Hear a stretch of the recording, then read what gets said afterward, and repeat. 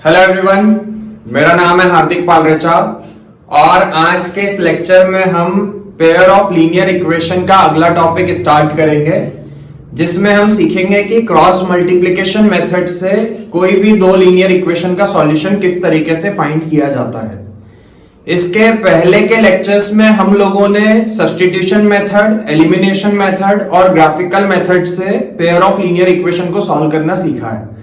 तो आज हम क्रॉस मल्टीप्लिकेशन मेथड से लीनियर इक्वेशंस को सॉल्व करना स्टार्ट करेंगे। तो हेडिंग डाल लो, क्रॉस मल्टीप्लिकेशन मेथड। एक एग्जांपल से मैं आपको समझाता हूं। देखो, क्रॉस मल्टीप्लिकेशन मेथड में यहां पर हम एक डायरेक्ट फॉर्मूला यूज करते हैं और उस फॉर्मूले से हम डायरेक्ट x और y की वैल्यू फाइंड करते हैं। पहले मैं आपको जनरल फॉर्म में एक फॉर्मूला बता देता हूं। मान लेते हैं कि आपके पास में पहली लीनियर इक्वेशन है a1x plus b1y plus c1 equal to 0 और दूसरी लीनियर इक्वेशन है a2x plus b2y plus c2 equal to 0।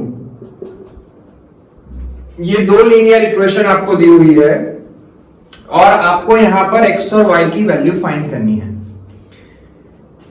यदि मैं सब्स्टिट्यूशन मेथड से, फॉर एग्जांपल अभी हम सब्स्टिट्यूशन मेथड से यहां पर या एलिमिनेशन मेथड से हम यहां पर x और y की वैल्यू फाइंड करते हैं कि x और y की वैल्यू क्या आ रही है। तो यदि मैं एलिमिनेशन मेथड लगाता हूं तो पहली इक्वेशन में मुझे a2 का मल्टीप्लाई करना पड़ेगा, तो हो जाएगा a1 a2x, क्योंकि मैं x के कोफिशिएंट को सेम बना रहा हूं। तो a2 का मल्टीप्लाई मैंने पहली इक्वेशन में कर दिया a1 a2x, फिर यहां पर भी a2 का मल्टीप्लाई, तो a2 b1y plus a2 c1 is equal to 0। और दूसरी इक्वेशन में आप किसका मल्टीप्लाई करोगे? a1 का। तो a1 का जब मल्टीप्लाई आप इसमें करोगे तो ये हो जाएगा a1 a2x, a1 b2y, a1 b2y plus a1 c2 equal to 0।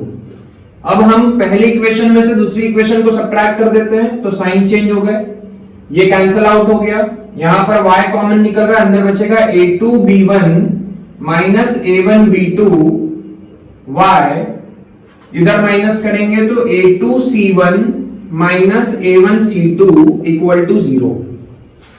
यहां से यदि मैं y की वैल्यू निकालता हूं तो ये दोनों वैल्यूज को मैंने उधर भेज दिया, तो a1 c2 इधर माइनस का था, उधर जाकर के प्लस का हो गया, minus a2 c1 upon a2 b1 minus a1 b2। ये आपकी y की वैल्यू आई। अभी हमने दोनों इक्वेशन को एलिमिनेशन मेथड से सॉल्व किया है और y की वैल्यू फाइंड करी है। ये y की वैल्यू आप जब पहली इक्वेशन में या दूसरी इक्वेशन में पुट करोगे तो आपको x की भी वैल्यू मिल जाएगी। पर अब हम जो मेथड पढ़ने वाले हैं क्रॉस मल्टीप्लिकेशन, उसमें आपको ये सब करने की जरूरत नहीं है। हम डायरेक्ट एक फॉर्मूला है, उस फॉर्मूले से हम डायरेक्ट x और y की वैल्यू फाइंड कर सकते हैं। तो देखो, क्रॉस मल्टीप्लिकेशन मेथड में हम क्या करेंगे, मैं यहां पर x लिखूंगा, सबसे आगे मैं x लिखूंगा क्योंकि पहली वाली टर्म में x है, फिर मैं y लिखूंगा और लास्ट वाली टर्म में ना x है ना y है, तो वहां पर 1 लिख लो। अब x के अपॉन में क्या आएगा, देखते हैं x के अपॉन में क्या आएगा। तो जैसा कि मेथड का नाम क्या है, क्रॉस मल्टीप्लिकेशन, तो x के अपॉन में क्या आएगा, तो आपको रटने की जरूरत नहीं है। यहां पर मैं आपको बता रहा हूं कि कैसे आप लिखोगे x के अपॉन में क्या आएगा। तो आप एक काम करो, x वाली टर्म पर हाथ रख लो। x वाली टर्म पर हाथ रखने के बाद में आप कहां से मल्टीप्लाई कहां से मल्टीप्लाई करोगे, आगे जाओगे और ऊपर से स्टार्ट करोगे। मतलब b1 का मल्टीप्लाई c2 से एंड b2 का c1 से, तो नीचे क्या आएगा, b1 c2 minus b2 c1। क्या करना है आपको, x पर आपने हाथ रखा और क्रॉस मल्टीप्लाई करना है, बट क्रॉस मल्टीप्लाई कहां से करना है, ऊपर से स्टार्ट करना है।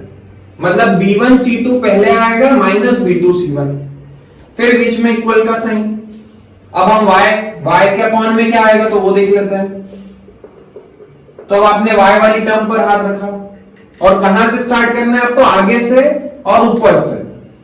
तो c1 का मल्टीप्लाई आप किससे करोगे, a2 से। उधर तो कुछ है ही नहीं, कोफिशिएंट देखना। c1 का किससे मल्टीप्लाई होगा, a2 से, मतलब a2 c1 आ गया। माइनस C2 का मल्टीप्लाई होगा A1 से, तो A1 C2 हो जाएगा।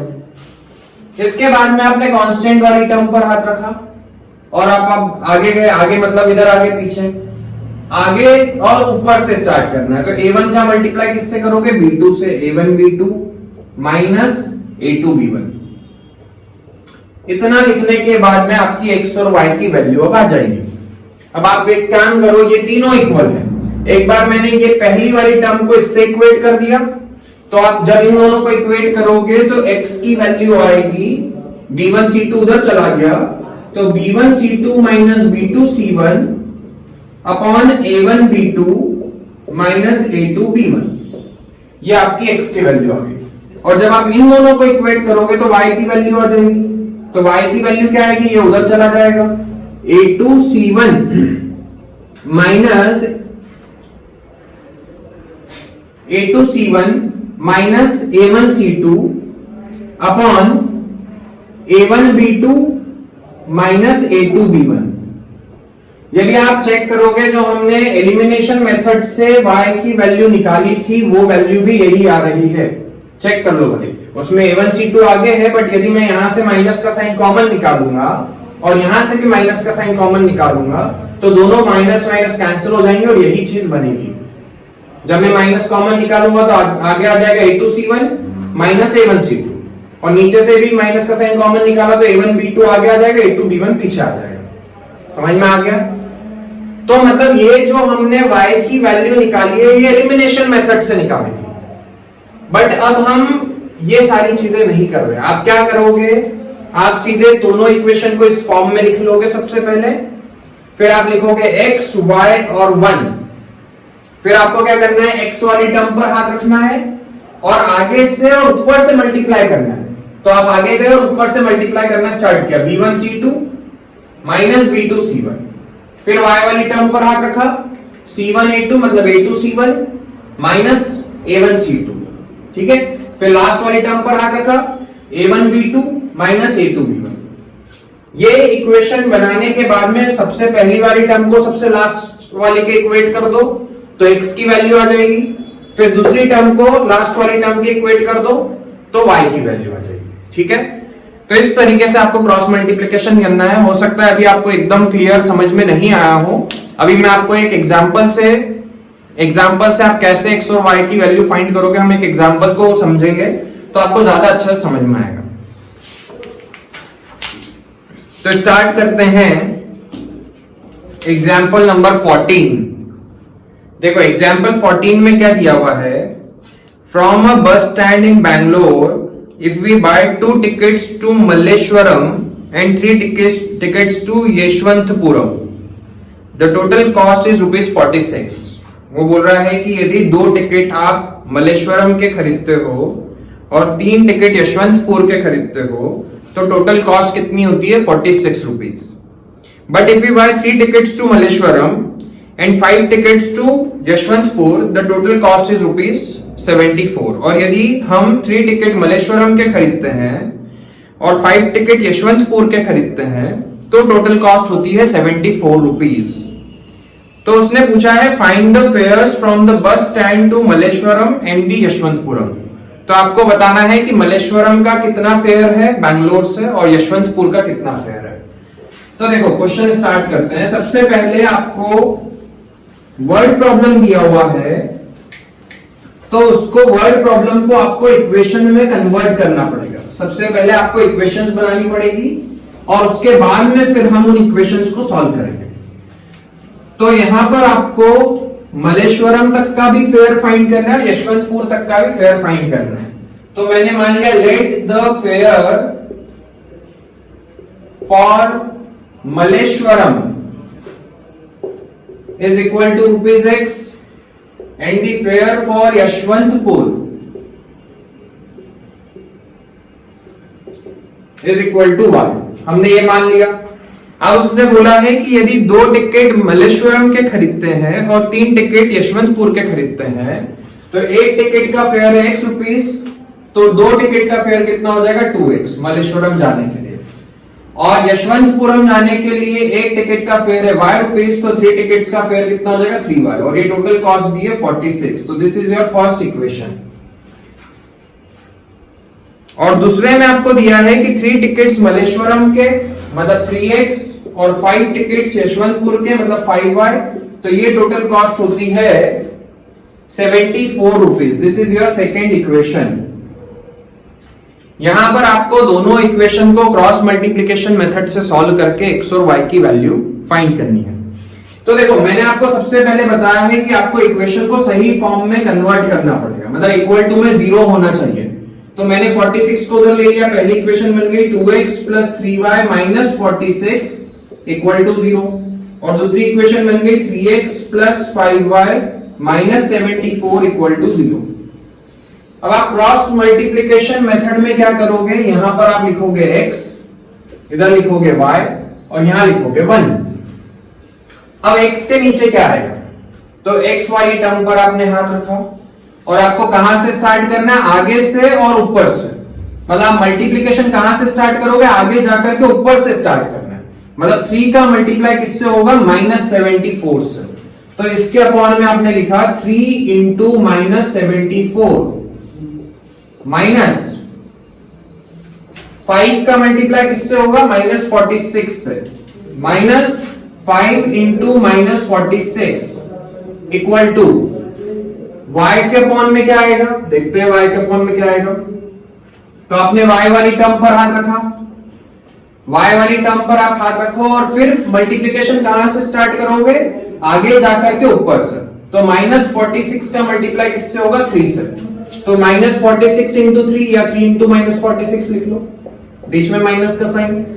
एंड देन -74 का मल्टीप्लाई किससे होगा, 2 से। तो 2 × -74 = 1।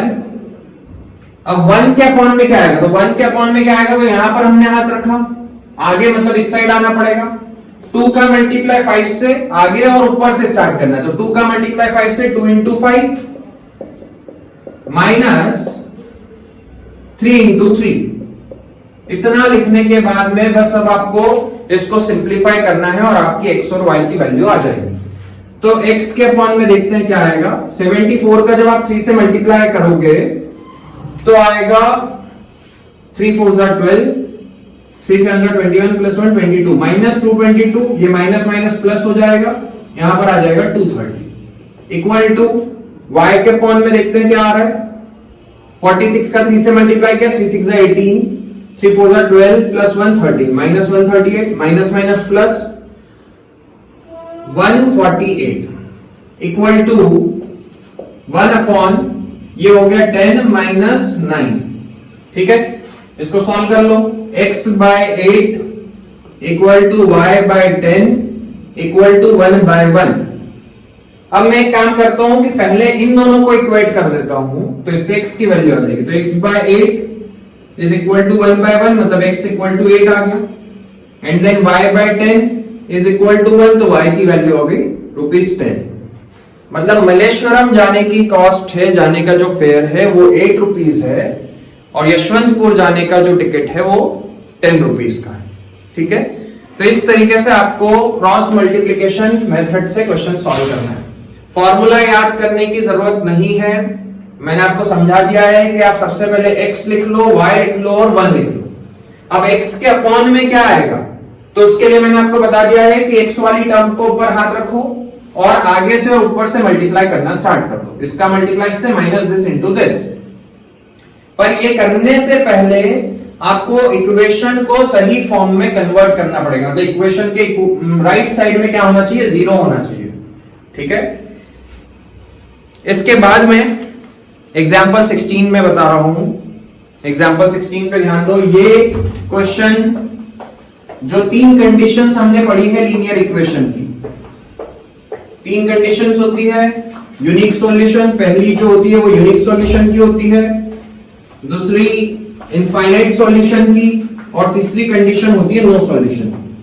तो मैंने आपको पहले भी बताया था, जब इन कंडीशंस के बारे में पढ़ाया था तब मैंने आपसे बोला था कि इन कंडीशन पर बेस्ड क्वेश्चन बोर्ड्स में आते ही हैं। ठीक है, तो ये बहुत इंपॉर्टेंट टॉपिक है 3 कंडीशंस वाला, इस पर बेस्ड एक क्वेश्चन जरूर आएगा। तो यहां पर हम क्वेश्चन देखते हैं, for what value of k will the following pair of linear equation have infinitely many solution.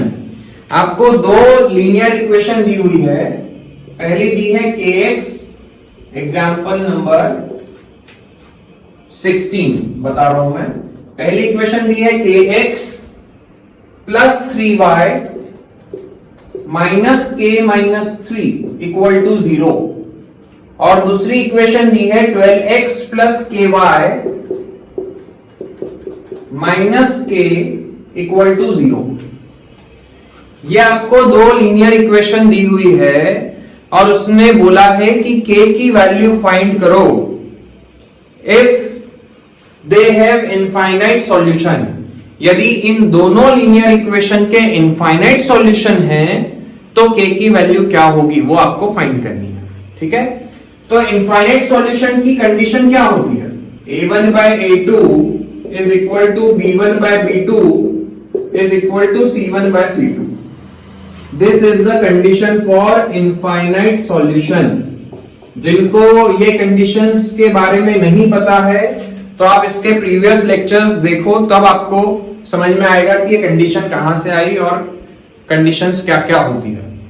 ठीक है, तो यहां पर दिया हुआ है कि इन दोनों लीनियर इक्वेशन के इनफाइनाइट सॉल्यूशन है, मतलब कि ये दोनों लीनियर इक्वेशन इस कंडीशन को सेटिस्फाई करेगी।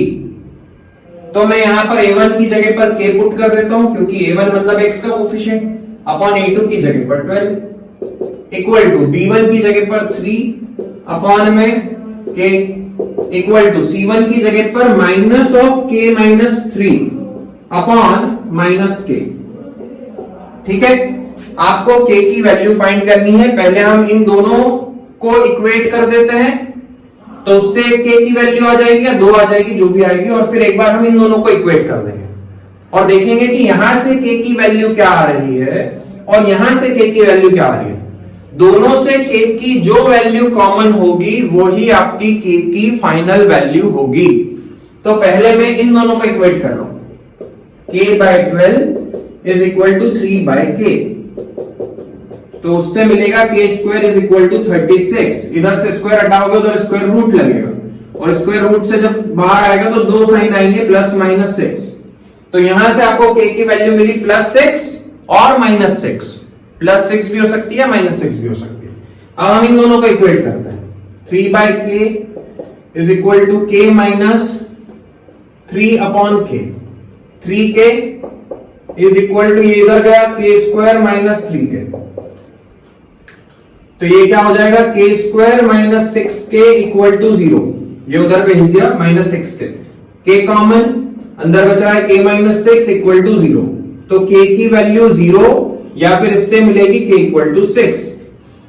तो देखो इधर से k की वैल्यू 6 और माइनस 6 आ रही है, और यहां से k की वैल्यू 6 और 0 आ रही है। तो दोनों से k की वैल्यू ऐसी कौन सी है जो कॉमन है दोनों में, तो यहां पर भी k की वैल्यू 6 है और यहां पर भी k की वैल्यू 6 है। तो k की जो फाइनल वैल्यू होगी वो क्या होगी, k इक्वल टू 6। मतलब k की वैल्यू क्या रखनी पड़ेगी, आपको 6 रखनी पड़ेगी, तभी इन दोनों इक्वेशन के कितने सॉल्यूशन होंगे, इनफाइनाइट सॉल्यूशन होंगे।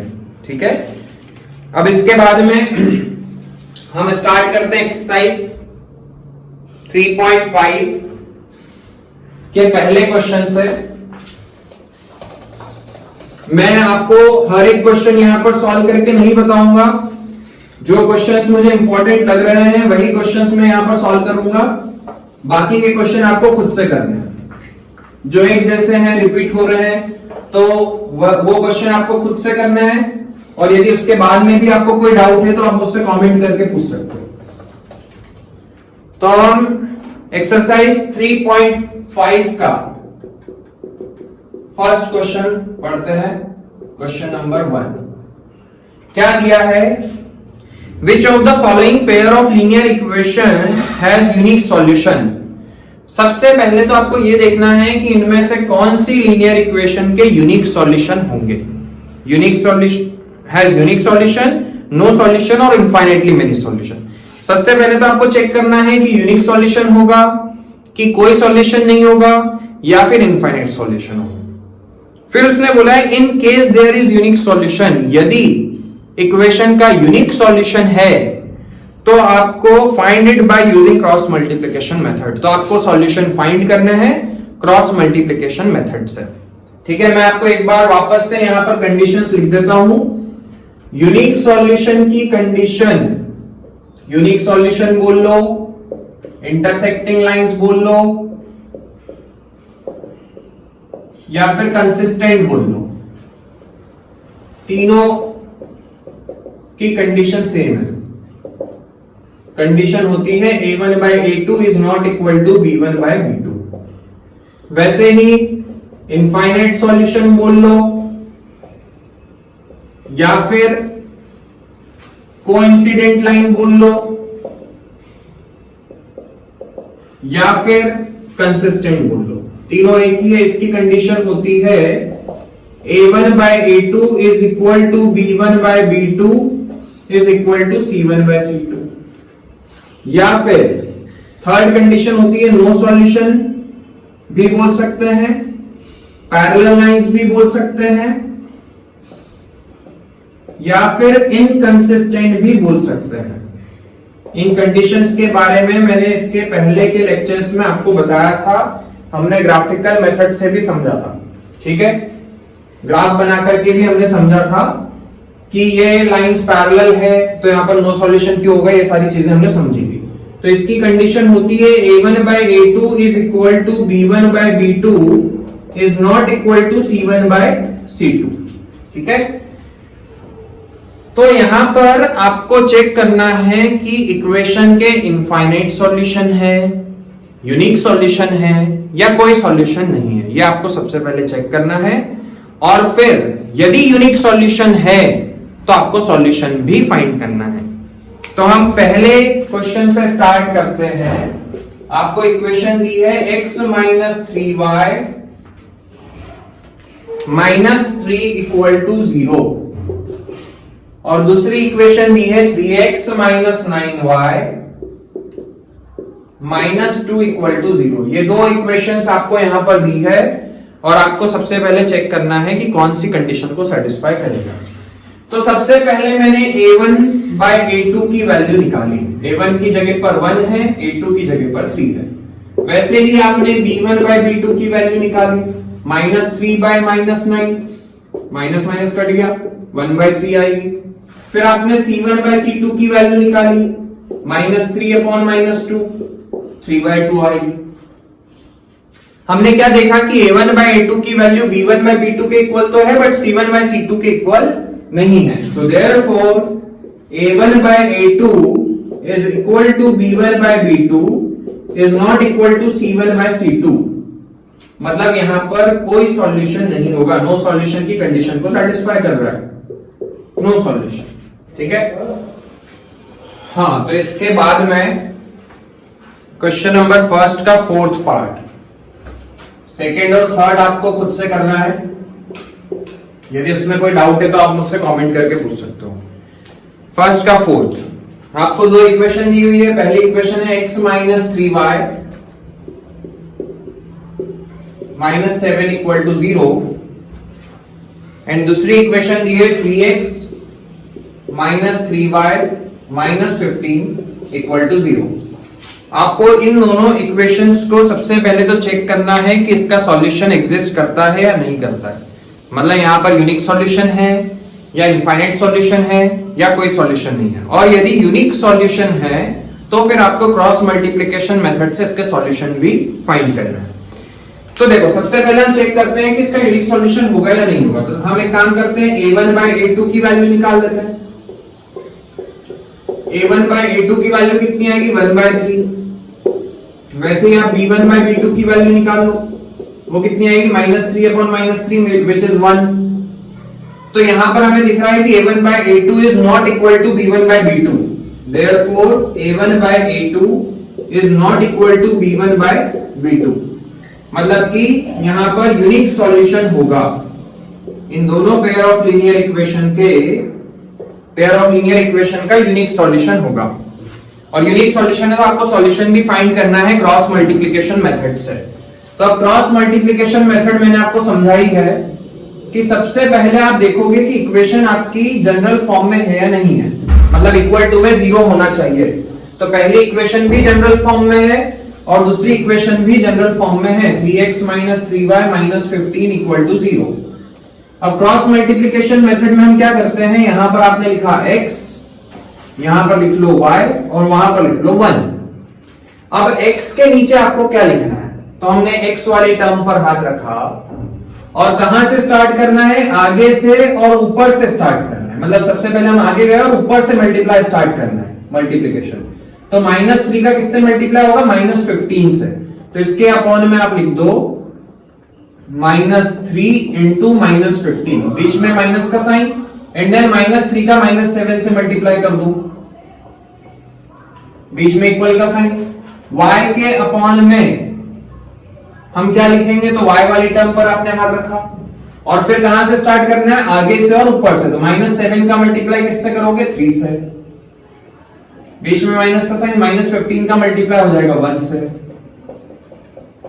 फिर इसके इक्वल टू में आपने 1 लिखा और यहां पर हाथ रखा, 1 का मल्टीप्लाई होगा -3 से, -3 का मल्टीप्लाई होगा -3 से। साइन का आपको ध्यान रखना है, कोफिशिएंट का जो भी साइन है वो साइन आपको यहां पर भी लिखना है, ठीक है। अब हम एक काम करते हैं, इसको सिंप्लीफाई कर लेते हैं। तो x/45 - 21 is equal to y/-21 plus 15 equal to 1/-3 plus 9, ठीक है। इसको आप सॉल्व करोगे तो आपको मिलेगा x/24 is equal to y/-6 is equal to 1/6। सबसे पहले हम इन दोनों को इक्वेट कर देंगे तो x की वैल्यू आ जाएगी, और एक बार आप जब इन दोनों को इक्वेट करोगे तो y की वैल्यू आ जाएगी। तो पहले मैंने x/24 इक्वल टू 1/6 पुट किया, तो x की वैल्यू आ गई 4। फिर एक बार y/-6 इक्वल टू 1/6 पुट किया, तो y की वैल्यू आ गई -1। तो इस तरीके से हम क्रॉस मल्टीप्लिकेशन से क्वेश्चन को सॉल्व करते हैं, ठीक है।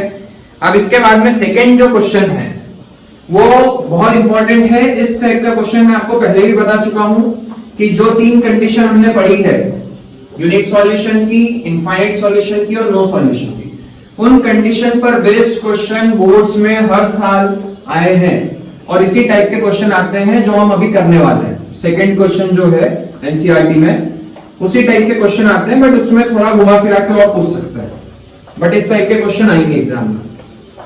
तो इन क्वेश्चंस को आप अच्छे से समझना। इस चैप्टर के बाद में मैं कुछ और एक्स्ट्रा क्वेश्चंस भी करवाऊंगा, तो उन क्वेश्चंस में हम इस टाइप के क्वेश्चन को और इंक्लूड करेंगे और अच्छे से समझेंगे। तो क्वेश्चन नंबर 2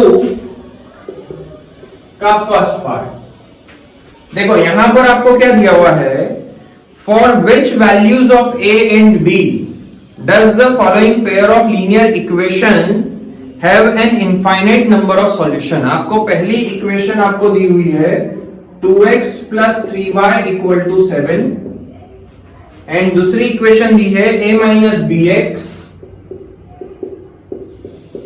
+ a + by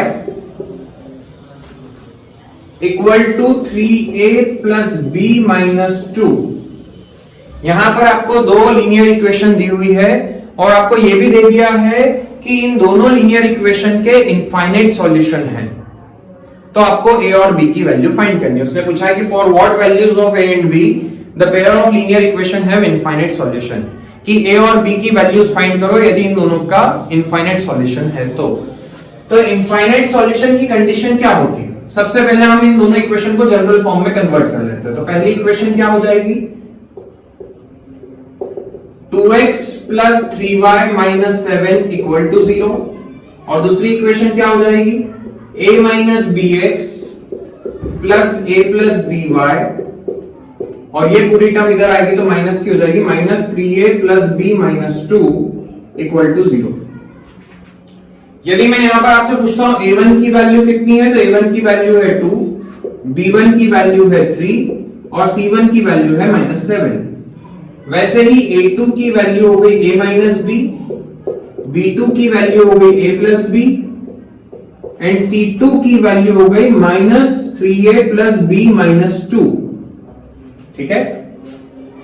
अब इनफाइनाइट सॉल्यूशन आपको दिया हुआ है क्वेश्चन में कि इन दोनों लीनियर इक्वेशन के इनफाइनाइट सॉल्यूशन है, तो इनफाइनाइट सॉल्यूशन के लिए कंडीशन होती है a1 by a2 is equal to b1 by b2 is equal to c1 by c2. This is the condition for infinite solution. आपको याद होनी चाहिए कंडीशन। तो हम इस कंडीशन में सारी वैल्यूज पुट कर देते हैं। तो a1 की जगह पर 2 upon a minus b equal to 3 upon a plus b equal to -7 upon minus bracket में 3a प्लस b -2, माइनस से माइनस कट गया, ठीक है। क्रॉस मल्टीप्लाई पहले हम इन दोनों को इक्वेट कर देते हैं, यहां से एक इक्वेशन बन जाएगी। एक बार अब इन दोनों को इक्वेट कर दो, एक और इक्वेशन बन जाएगी, दो इक्वेशन बन जाएगी, उससे हमें a और b की वैल्यू मिल जाएगी। तो मैंने 2 का मल्टीप्लाई इसको इधर भेज दिया, तो पहली इक्वेशन हो जाएगी 2a plus 2b is equal to 3a minus 3b। इसको हम सॉल्व कर लेते हैं, b को इधर ले लो, 2a को उधर भेज दो, तो a इक्वल टू कितना आ जाएगा 5b। This is your first equation. एक बार आप इन दोनों को इक्वेट कर दो, तो इसको इधर भेजा तो 3 3 9a plus 3b minus 3 2 6 equal to 7a plus 7b। तो सबको एक तरफ ले लेते हैं, 2a minus 4b minus 6 equal to 0। This is your second equation. हम एक काम करते हैं कि फर्स्ट इक्वेशन से a की वैल्यू सेकेंड वाली में पुट कर देते हैं, ठीक है। तो फ्रॉम 1 and 2 मैंने a की वैल्यू 5b यहां पर पुट कर दी, तो 2 into 5b minus 4b minus 6 equal to 0। तो 10b minus 4b is equal to 6, ये माइनस 6 उधर चला गया, तो 6b इक्वल टू 6, तो b की वैल्यू आ गई 1, और b की वैल्यू 1 आ गई, तो आप यहां पर पुट कर दो इक्वल टू 5b में, तो a की वैल्यू आ जाएगी 5। इसका मतलब है कि a की वैल्यू 5 होगी और b की वैल्यू यदि 1 होती है, तो इन दोनों लीनियर इक्वेशन के इनफाइनाइट सॉल्यूशन होंगे, ठीक है। अब इसके बाद में इसी का सेकंड पार्ट, तो ऐसे क्वेश्चन आएंगे एग्जाम में।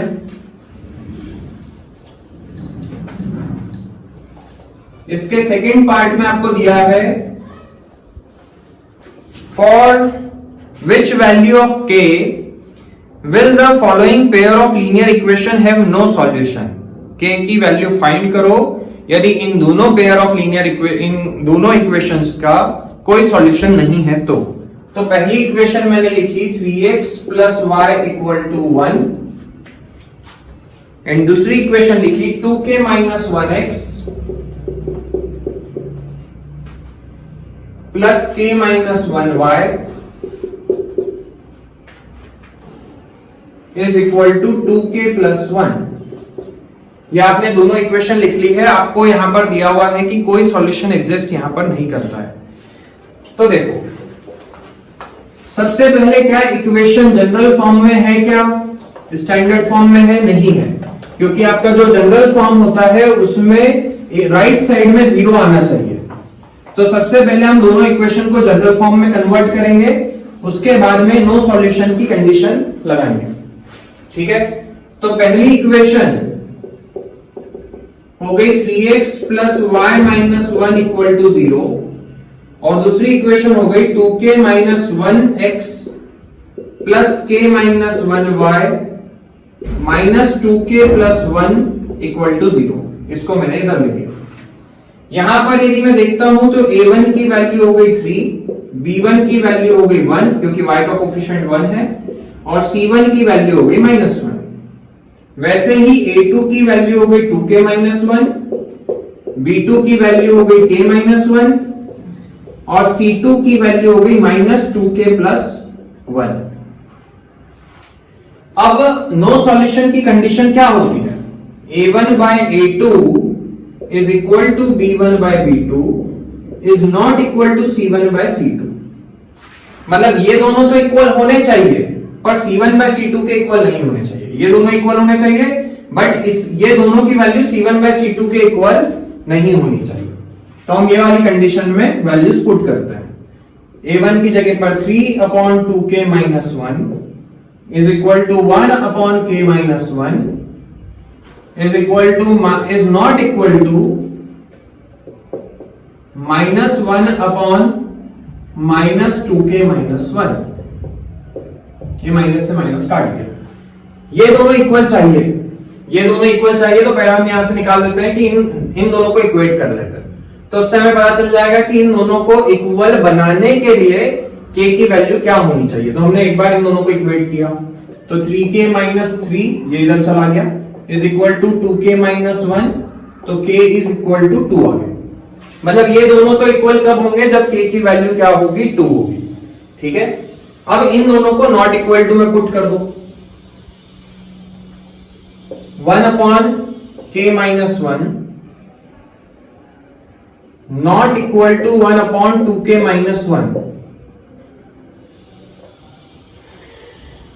2k minus 1 is not equal to k minus 1, तो k is not equal to 0।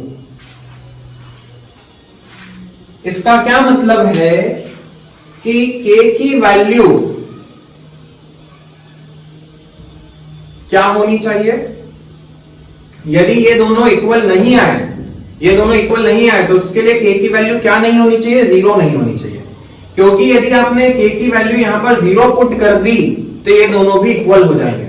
देखो भले यहां पर यदि मैं 0 पुट करता हूं तो 1/-1, यहां पर 0 पुट करता हूं तो 1/-1, बट ये दोनों इक्वल नहीं होने चाहिए। तो मतलब k की वैल्यू 0 नहीं पुट करना है, नहीं तो ये दोनों इक्वल हो जाएंगे। और इन दोनों को इक्वल बनाने के लिए k की वैल्यू क्या पुट करनी पड़ेगी, 2। तो मतलब यदि मैं k की वैल्यू 2 लेता हूं तो ये दोनों तो इक्वल आ जाएंगे, बट जब मैं 2 यहां पुट करूंगा तो आप पुट करके देखोगे तो ये दोनों इक्वल नहीं आएंगे, क्योंकि ये दोनों इक्वल तो तभी आ सकते हैं जब k की वैल्यू क्या होगी, 0। 0 के अलावा आप कुछ भी पुट कर दो, ये दोनों कभी भी इक्वल नहीं आएंगे। तो मतलब k की वैल्यू क्या होगी, 2। 2 पुट करने पर ये दोनों इक्वल आ जाएंगे, बट वो इक्वल नहीं आएगा। तो इसका फाइनल जो आंसर होगा वो होगा k equal to 2। This is the final answer. ठीक है, नाउ अगला क्वेश्चन है क्वेश्चन नंबर 3। देखो थर्ड क्वेश्चन में आपको क्या दिया है, solve the following pair of linear equation by the substitution method and cross multiplication method. आपको दोनों लीनियर इक्वेशन को सब्स्टिट्यूशन मेथड से भी सॉल्व करना है और क्रॉस मल्टीप्लिकेशन मेथड से भी सॉल्व करना है। तो इसमें आपको पहली इक्वेशन दी है 8x plus 5y is equal to 9, ये आपको फर्स्ट इक्वेशन दी हुई है। और दूसरी इक्वेशन दी है 3x plus 2y equal to 4। यहां पर आपको दो इक्वेशन दी है। सबसे पहले हम इसको सब्स्टिट्यूशन से सॉल्व करेंगे, उसके बाद में क्रॉस मल्टीप्लिकेशन से करेंगे। अभी मैं सब्स्टिट्यूशन मेथड से सॉल्व कर रहा हूं। सब्स्टिट्यूशन मेथड में हमने समझा था कि आप किसी भी एक इक्वेशन से x और y की वैल्यू निकालो और उसको दूसरी इक्वेशन में पुट कर दो, तो उस मेथड को हम बोलते हैं सब्स्टिट्यूशन। तो यहां पर हम फर्स्ट इक्वेशन से x की वैल्यू निकाल लेते हैं। 8x plus 5y is equal to 9, तो यहां से आएगा 8x is equal to 9 minus 5y, तो x की वैल्यू आएगी 9 माइनस 5y अपॉन 8। ये आपके पास में x की वैल्यू आ गई। इस x की वैल्यू को आप दूसरी इक्वेशन में पुट कर दो। Put value of x in equation 2, तो सेकेंड इक्वेशन में आपने x की वैल्यू पुट करी 3, ब्रैकेट में 9 minus 5y upon 8 is equal to plus 2y is equal to 4। अब हम एक काम करते हैं, यहाँ पर ब्रैकेट ओपन कर लेते हैं। तो ब्रैकेट खोलेंगे तो 3 9 जा 27 माइनस 3 5 जा 15y upon 8 plus 2y is equal to 4।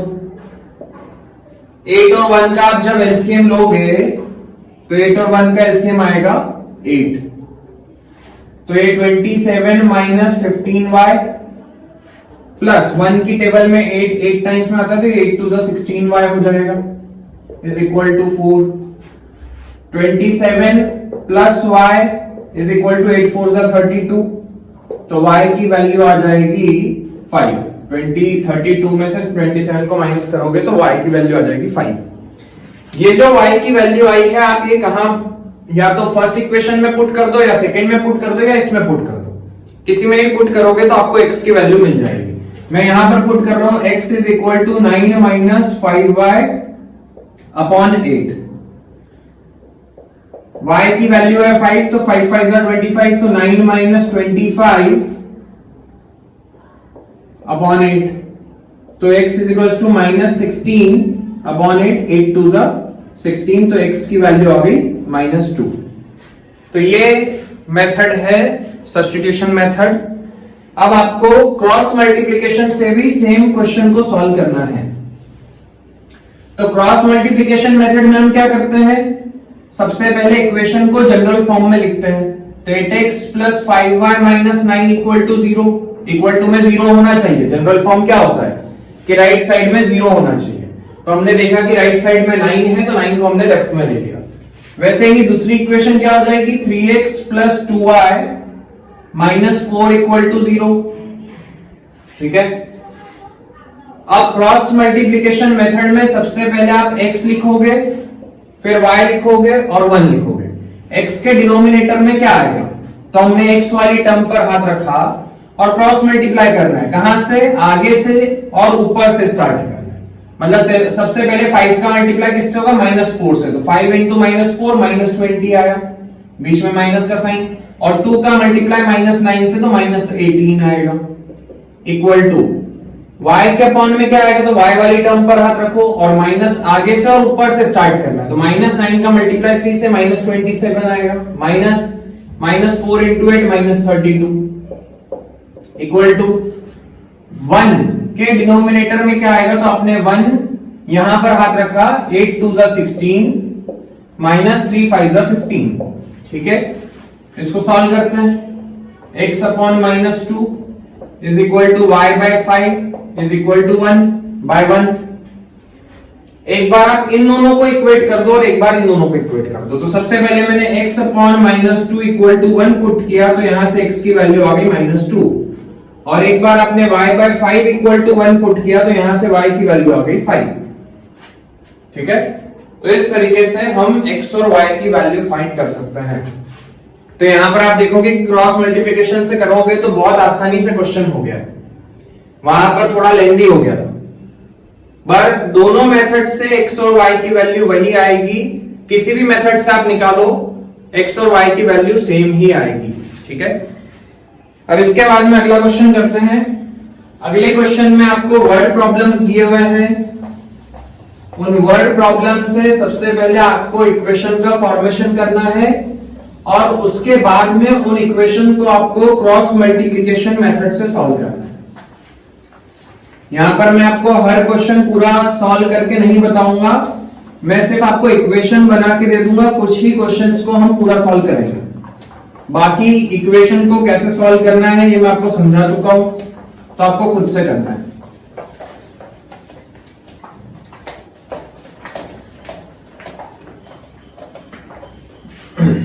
तो देखो question number 4, form the pair of linear equation in the following problems and find their solutions if they exist by any algebraic method. यहां पर cross multiplication method का नहीं बोला है, आप कोई भी एल्जेब्रिक मेथड से इक्वेशन को सॉल्व कर सकते हो।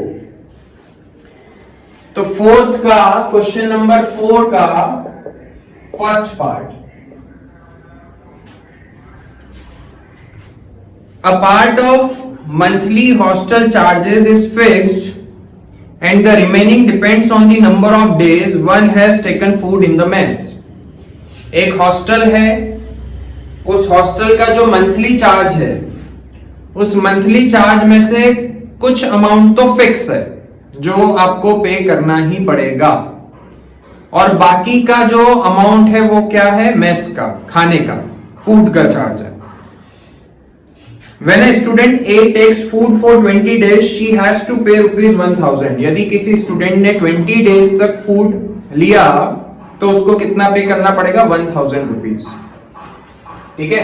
मतलब इस 1000 रुपीज में कौन कौन से चार्जेस हैं, एक तो फिक्स चार्ज है जो कि लगेगा ही, प्लस मेस का चार्ज है, मेस मतलब फूड का चार्ज है। ठीक है, 20 डेज उसने खाना खाया और उसको एक तो 1000 रुपीज पे करने पड़े 20 डेज के, तो ये 1000 रुपीज में फिक्स चार्ज भी है और साथ में फूड का चार्ज भी है। Where is a student B who takes food for 26 days. दूसरी स्टूडेंट है बी जिसने 26 डेज फूड लिया, तो उसको कितना पे करना पड़ा 1180 rupees as hostel charges. Find the fix charge and the cost of food per day. तो आपने मान लिया कि फिक्स चार्ज हमने मान लिया कितना है ₹X एंड फूड का फूड चार्ज पर डे का फूड चार्ज हमने मान लिया ₹Y। अब पहली वाली जो स्टूडेंट है वो कितने दिन उसने खाना खाया 20 डेज तक, तो उसको फिक्स चार्ज तो देना ही पड़ेगा ₹X, ये तो फिक्स लगेगा ही, भले आप फूड लो या मत लो। और उसने 20 डेज तक खाना खाया है, तो एक दिन का फूड का चार्ज ₹Y है, तो 20 डेज का फूड का चार्ज कितना हो जाएगा 20Y, और ये टोटल कितना हो जाएगा 1000 के इक्वल आपको दिया हुआ है क्वेश्चन में। और दूसरी स्टूडेंट है जो उसने 26 डेज तक 26 डेज तक फूड लिया है, तो उसको भी फिक्स चार्ज तो देना ही पड़ेगा, plus 26Y is equal to 1180 rupees. ये आपकी दो इक्वेशन बन गई है। इन दोनों इक्वेशन को आपको सॉल्व करके X और Y की वैल्यू फाइंड करनी है। या तो आप सब्स्टिट्यूशन से कर लो या एलिमिनेशन से कर लो, किसी से भी कर सकते हो। हम एलिमिनेशन से कर रहे हैं क्योंकि मैंने यहां पर देखा कि X का कोफिशिएंट सेम है, तो मैंने पहली इक्वेशन में से दूसरी इक्वेशन को माइनस किया, साइन चेंज, ये दोनों कट गए, यहां पर आया -6Y is equal to -180, minus minus cancel, Y की वैल्यू आ जाएगी 30 रुपीज। मतलब पर डे का फूड का चार्ज कितना है 30 रुपीज। और ये जो Y की वैल्यू आई है आप पहली वाली इक्वेशन में पुट कर दो, तो फिक्स चार्ज आ जाएगा X plus 20 into 30 is equal to 1000, तो X प्लस 600 उधर जाएगा तो माइनस करेंगे तो ₹400। मतलब कि जो फिक्स चार्ज है वो कितना है 400 रुपीज। ठीक है, अब इसके बाद में अगला क्वेश्चन देखते हैं, क्वेश्चन नंबर 2, इसी का second part.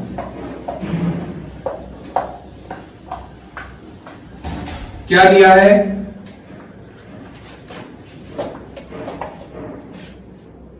a fraction becomes 1/3 when 1 is subtracted from the numerator। एक फ्रैक्शन है वो कितना बन जाता है 1/3 बन जाता है जब हम उसके न्यूमरेटर में से 1 सब्ट्रैक्ट करते हैं, and it becomes 1/4 when 8 is added to the denominator. और यदि हम डिनोमिनेटर में 8 ऐड कर दें तो वो फ्रैक्शन किसके इक्वल हो जाता है 1/4 के इक्वल हो जाता है। तो आपको फ्रैक्शन फाइंड करना है। जब भी फ्रैक्शन वाले क्वेश्चन आते हैं तो आप सबसे पहले न्यूमरेटर को मान लो x और डिनोमिनेटर को मान लो y। तो आपका जो ओरिजिनल फ्रैक्शन है, जो एक्चुअल फ्रैक्शन है, वो क्या हो जाएगा x/y। अब उसने केस 1 क्या दिया है कि यदि आप न्यूमरेटर में से 1 माइनस करोगे, यदि हम न्यूमरेटर में से 1 सब्ट्रैक्ट करते हैं, देन द फ्रैक्शन बिकम्स 1/3। यदि आप न्यूमरेटर में से -1 करोगे और डिनोमिनेटर वैसा के वैसा, then fraction is equal to 1/3। यहां से आपको फर्स्ट इक्वेशन मिलेगी, 3 को इधर भेजा हमने तो 3x - 3 is equal to y, 3x - y is equal to 3। This is your first equation. अब आगे उसने दिया है case 2, if we add 8 to the denominator. यदि आप डिनोमिनेटर में 8 प्लस करते हो, then the fraction becomes 1/4।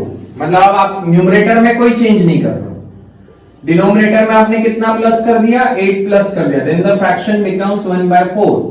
Cross multiply किया, 4x is equal to y plus 8, तो 4x minus y is equal to 8। This is your second equation. इन दोनों equation को सॉल्व करके आप जब x और y की वैल्यू निकालोगे तो वहीं पर आपको क्वेश्चन को नहीं छोड़ना है। x और y की वैल्यू उसने नहीं पूछी है, उसने क्या बोला है, what is the fraction, find the fraction. तो फ्रैक्शन आपका ओरिजिनल फ्रैक्शन क्या था, x बाय y। तो x की जो भी वैल्यू आएगी वो यहां पर पुट करेंगे और y की जो भी वैल्यू आएगी वो यहां पर, मतलब आपको फ्रैक्शन फाइंड करना है, x और y की वैल्यू फाइंड नहीं करनी है। तो ये क्वेश्चन आपको खुद से करना है। चलो मैं ही बता देता हूं।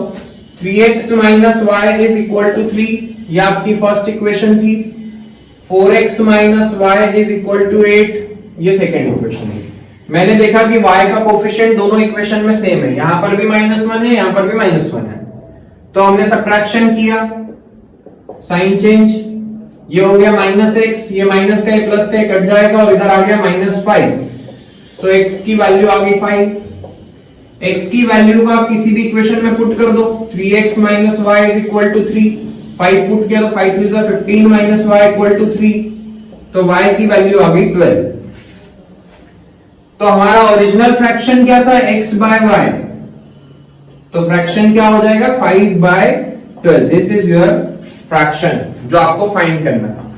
ठीक है, इसके बाद में अगला क्वेश्चन देखते हैं, इसी का थर्ड पार्ट। क्वेश्चन रीड करो आप लोग और खुद से इक्वेशन बनाने की कोशिश करो।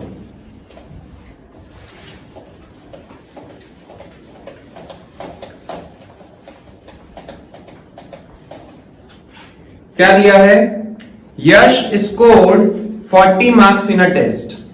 यश ने किसी टेस्ट में 40 मार्क्स स्कोर किए, getting 3 marks for each right answer and losing 1 mark for each wrong answer. हर करेक्ट आंसर के 3 मार्क्स मिले हैं और जितने भी गलत किए हैं उसने, इनकरेक्ट, जितने भी इनकरेक्ट हैं उसके कितने कट गए, 1 मार्क उसका कट गया। Had 4 marks been awarded for each correct answer and 2 marks been deducted for each incorrect answer, then Yash would have scored 50 marks.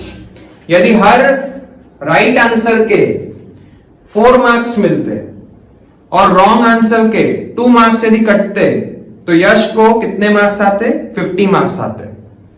How many questions were there in the test, तो ये पूछा गया है कि total कितने question test में थे।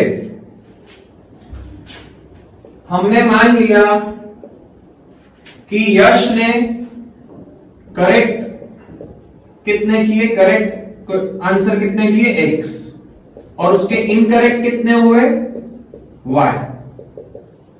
ठीक है, तो इसका मतलब कि टोटल कितने क्वेश्चंस थे, x प्लस y। ठीक है, आपको क्वेश्चन में दिया है कि यश ने 40 मार्क्स स्कोर किए और जब उसको 40 मार्क्स मिले तो उसमें हर करेक्ट आंसर के उसको 3 मार्क्स मिले हैं और जितने भी उसने गलत किए उसका 1 मार्क्स उसका कट गया है। फिर अगला केस जो है वो क्या दिया है कि यदि हर करेक्ट आंसर के 4 मार्क्स मिलते और इनकरेक्ट के 2 मार्क्स डिडक्ट होते तो यश का जो टोटल स्कोर होता वो कितना होता, 50। तो आपको ये बताना है कि यश ने कितने क्वेश्चन अटेम्प्ट किए, कितने क्वेश्चन थे उसमें पेपर में। तो हमने मान लिए कि उसने x करेक्ट किए और y इनकरेक्ट किए, तो टोटल क्वेश्चन कितने हो गए, x प्लस y। सही और गलत वाले सारे मिला करके टोटल क्वेश्चन हो गए x प्लस y। अब केस 1, पहले केस में आपको क्या दिया है कि हर करेक्ट आंसर के कितने मार्क्स मिल रहे हैं, 3 मार्क्स, एक सही आंसर के 3 मार्क्स, तो x करेक्ट किए तो कितने हो गए, 3x, और हर गलत के कितने डिडक्ट हो रहे हैं, माइनस हो रहे हैं, मतलब टोटल इतने करेक्ट किए इसमें से माइनस हो जाएंगे इनकरेक्ट वाले, तो -1y, क्योंकि एक इनकरेक्ट का 1 मार्क कट रहा है तो y इनकरेक्ट किए तो 1 into y, और ये टोटल उसका कितना आ रहा है, 40। ये पहली इक्वेशन। केस 2, सेकेंड केस में क्या दिया है कि यदि हर करेक्ट क्वेश्चन के, हर करेक्ट आंसर के कितने मार्क्स मिलते, 4 मार्क्स, तो करेक्ट के टोटल कितने हो जाते, 4x। ठीक है, जितने उसने करेक्ट किए हैं तो उससे उसका स्कोर कितना हो जाता, 4x। और y इनकरेक्ट किए हैं और उसने बोला है कि हर इनकरेक्ट के कितने कट गए, 2 मार्क्स कट गए, तो -2y is equal to 50।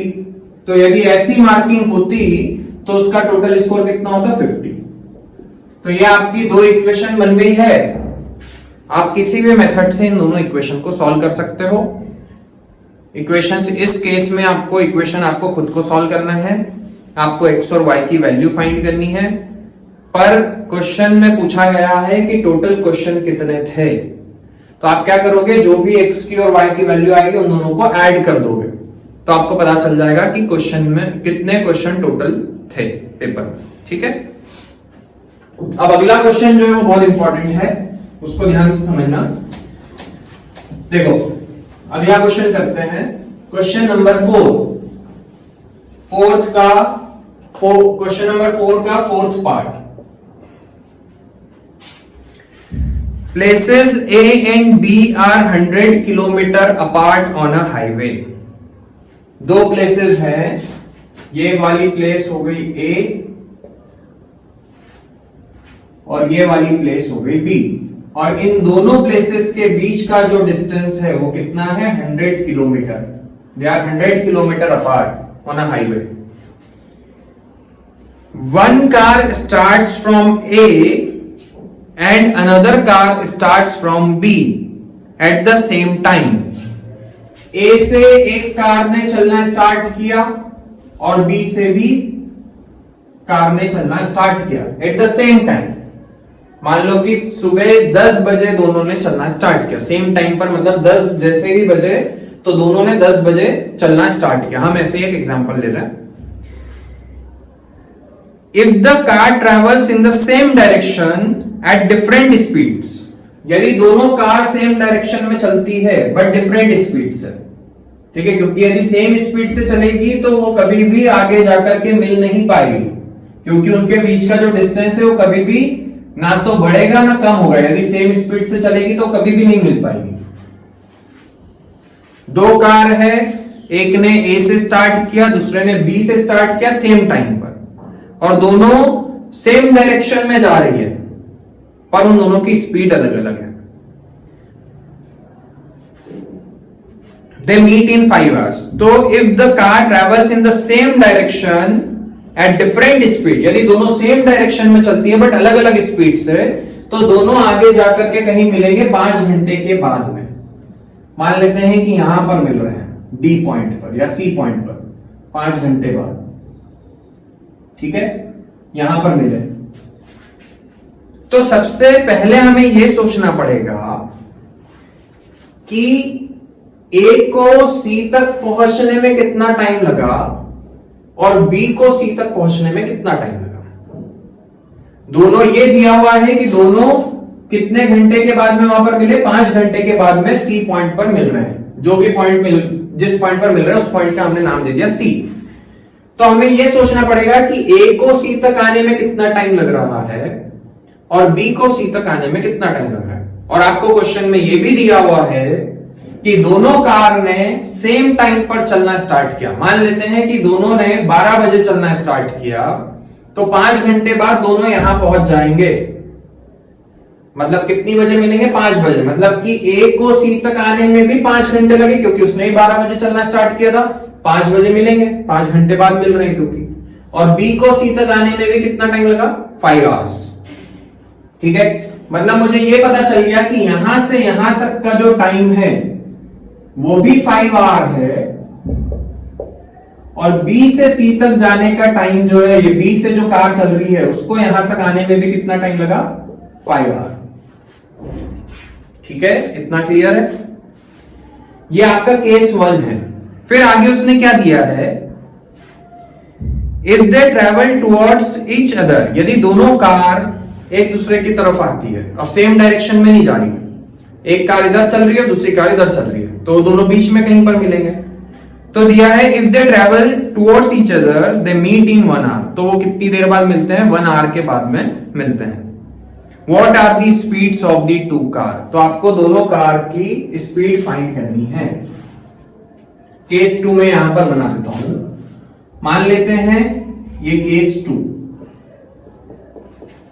This is case 1। ये कार, ये ए ये बी, दोनों से कार ने चलना स्टार्ट किया। एक कार इधर जा रही है, इन दोनों के बीच का जो डिस्टेंस है वो 100 किलोमीटर है।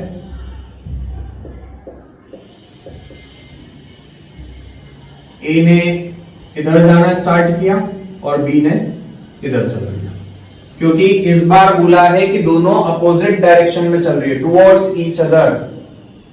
Towards each other opposite direction ऐसा भी हो सकता है कि बी उधर जा रहा है और ए इधर जा रही है। ए पर जो कार है वो इधर जा रही है, बी पर जो कार है वो उधर जा रही है, तब भी अपोजिट होगा। पर ऐसे जाएंगे तो कभी भी नहीं मिलेंगे। इसीलिए उसने क्या बोला है कि A and B are going in opposite direction towards each other, दोनों एक दूसरे की तरफ आगे बढ़ रहे हैं, मतलब ऐसे जा रहे हैं। तो बीच में कहीं पर मिले, मान लो यहां पर मिले, कितनी देर बाद मिले? 1 आवर के बाद। मतलब ए से डी तक पहुंचने में भी कितना टाइम लगा? 1 आवर। और बी से डी तक पहुंचने में भी कितना टाइम लगा? 1 आवर। ठीक है, क्योंकि दोनों ने सेम टाइम पर चलना स्टार्ट किया था। मान लो दोनों ने 12 बजे चलना स्टार्ट किया, तो 1 घंटे बाद ये यहां पर मिलेंगे डी पॉइंट पर। मतलब इसको भी आने में 1 आवर लगा, इसको भी आने में 1 आवर लगा। तो यहां पर आपसे क्वेश्चन पूछा गया है कि दोनों कार की स्पीड फाइंड करो। मैंने मान लिया कि speed of car A is equal to x kilometre per hour and speed of car B is equal to y kilometre per hour. अब हम पहले केस की इक्वेशन बनाते हैं। यदि दोनों सेम डायरेक्शन में जा रहे हैं, मतलब ए भी उधर की तरफ जा रहा है और बी से जो कार है वो भी आगे की तरफ जा रही है, तो दोनों सी पॉइंट पर मिलते हैं आफ्टर 5 आवर। ए को सी तक पहुंचने में भी 5 घंटे लग रहे हैं और बी को सी तक पहुंचने में 5 आवर लग रहे हैं। ए की स्पीड है x और बी की स्पीड है y। तो मेरे पास में ए की स्पीड भी पता है और ए का टाइम भी पता है। तो क्या मैं speed equal to distance upon time इस फॉर्मूले से ए से सी तक का डिस्टेंस निकाल सकता हूं क्या? देखते हैं। तो हमने फॉर्मूला लगाया speed equal to distance upon time. A car की स्पीड कितनी है? x है। ये ए से कहां तक जा रहा है? सी तक, तो डिस्टेंस हो गया AC और टाइम कितना लग रहा है? 5 आवर। तो यहां से आपको AC की वैल्यू मिल गई 5x। ये जो डिस्टेंस है ये कितना हो गया? 5x। वैसे ही बी कार के लिए for car A, for car B car की बात करें हैं तो उसकी स्पीड कितनी है? y। डिस्टेंस वो कितना चल रहा है? BC और टाइम कितना लग रहा है? 5। तो BC की वैल्यू आ गई 5y।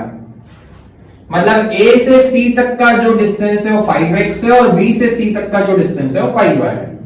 और आपको ये वाला डिस्टेंस कितना दिया हुआ है? 100। क्या मैं AC में से BC को माइनस करूंगा तो डिफरेंस कितना आएगा? 100 का। तो क्या मैं ऐसा लिख सकता हूं AC minus BC is equal to 100। AC की वैल्यू है 5x, BC की वैल्यू है 5y इक्वल टू 100। 5 कॉमन निकालोगे तो यहां से पहली इक्वेशन बन जाएगी x minus y is equal to 20। 5 common निकाल करके उधर भेज देना, तो x minus y equal to 20। This is your first equation. अब केस 2 की बात करते हैं। ये x की स्पीड से चल रही है y की, पर दोनों को कितना टाइम लग रहा है? 1 आवर। पहली वाली कार ने कितना डिस्टेंस कवर किया? AD। और दूसरी वाली कार ने कितना डिस्टेंस कवर किया? BD। हम दोनों डिस्टेंस निकाल लेते हैं। स्पीड है x, डिस्टेंस है AD, ये कार A की बात चल रही है और टाइम लग रहा है 1 आवर। तो यहां से AD की वैल्यू आ गई x किलोमीटर। वैसे ही फॉर कार B स्पीड है y, डिस्टेंस कितना है bd और टाइम है 1 आवर। तो bd की वैल्यू आ गई y किलोमीटर। यदि मैं इन दोनों डिस्टेंस को प्लस कर दूं AD और BD को, तो मुझे टोटल डिस्टेंस मिल जाएगा और वो भी कितना है 100। तो आपकी सेकेंड इक्वेशन बन गई x plus y equal to 100 kilometre. This is your second equation. दोनों इक्वेशन को हम सॉल्व करते हैं और x और y की वैल्यू निकाल लेते हैं। पहली इक्वेशन थी x minus y equal to 20, दूसरी इक्वेशन थी x plus y equal to 100। मैंने यहां पर देखा कि x का कोफिशिएंट दोनों इक्वेशन में सेम है, y का सेम नहीं है, क्योंकि यहां पर y का कोफिशिएंट है +1 और वहां पर -1। ठीक है, x का कोफिशिएंट सेम है तो मैंने सब्ट्रैक्शन किया, x से x कट गया, ये माइनस माइनस तो प्लस हो जाएगा, -2y इक्वल टू -80। तो y की वैल्यू आ गई 40 किलोमीटर पर आवर। मतलब B वाली जो कार है उसकी स्पीड कितनी है 40 किलोमीटर पर आवर। ये आप पहली इक्वेशन में पुट कर दो, x minus y equal to 20, तो यहां से x की वैल्यू आ जाएगी 60 किलोमीटर पर। मतलब A से जो कार चल रही है वो कितने की स्पीड पर चल रही है 60 किलोमीटर पर आवर की, और B वाली कार की स्पीड है 40 किलोमीटर पर आवर। तो बहुत इंपॉर्टेंट क्वेश्चन है। इसके बाद में लास्ट क्वेश्चन, फिफ्थ वाला क्वेश्चन रीड करो।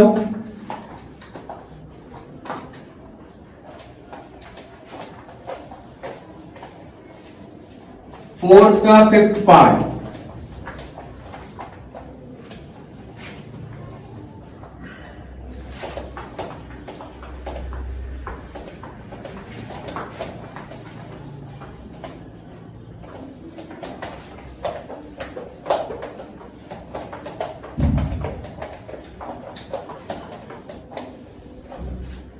देखो फोर्थ के फिफ्थ पार्ट में क्या दिया है, the area of a rectangle gets reduced by 9 square unit. किसी रेक्टेंगल का एरिया जो है वो 9 स्क्वायर यूनिट से रिड्यूस हो जाता है। If its length is reduced by 5 unit, मतलब यदि हम लेंथ को 5 से कम कर दें और ब्रेड्थ को 3 से इंक्रीज कर दें, तो जब आप लेंथ और ब्रेड्थ को चेंज करोगे तो एरिया भी चेंज होगा। तो यदि आपने लेंथ को 5 यूनिट से कम किया और ब्रेड्थ को 3 यूनिट से इंक्रीज कर दिया, तो एरिया 9 स्क्वायर यूनिट से कम हो जाएगा। ठीक है, if we increase the length by 3 and the breadth by 2, यदि आप लेंथ को 3 यूनिट से बढ़ा दोगे और ब्रेड्थ को 2 यूनिट से बढ़ा दोगे, द एरिया इंक्रीजेस बाय 67।